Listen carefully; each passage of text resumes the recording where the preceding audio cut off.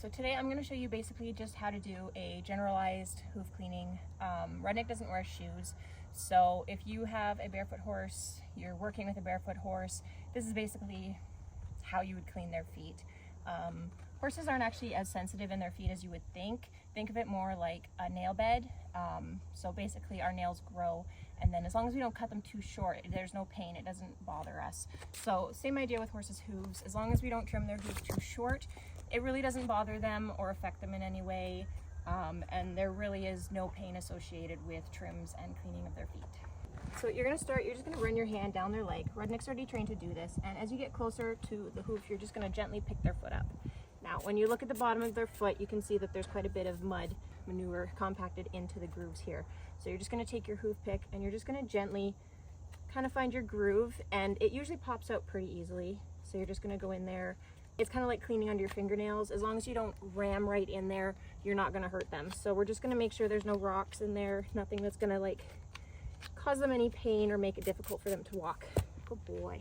As you come to their back end here, just keep yourself pushed up against their hip. This way, if they decide to shove into you or kick or anything, they're just gonna push you over rather than actually kicking you and hurting you. So you're just gonna run your hand down. Again, Rudnik's really good about picking it up. And then we're just gonna, again, gently clean in between the frog here. This is the frog. This is like their cushion when they're walking. So we like to let theirs get nice and long. They usually wear down pretty well on their own.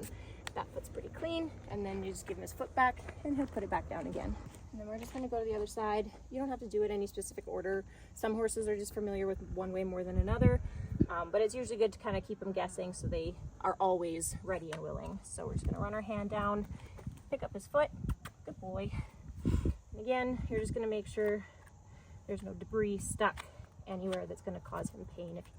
So we're just gonna get all that out of there.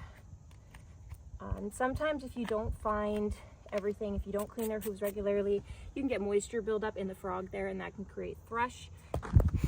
And Rudnik's already got his back foot ready for me. Stand close to the hip, run your hand down, pick up the foot, and then just bring it back, and then give it a good clean out. Again, just making sure there's no rocks or anything stuck in there that's gonna irritate them when they're moving. And then that way too, when you're cleaning, you can just make sure that there's no tears or abscesses or anything that you need to keep an eye on.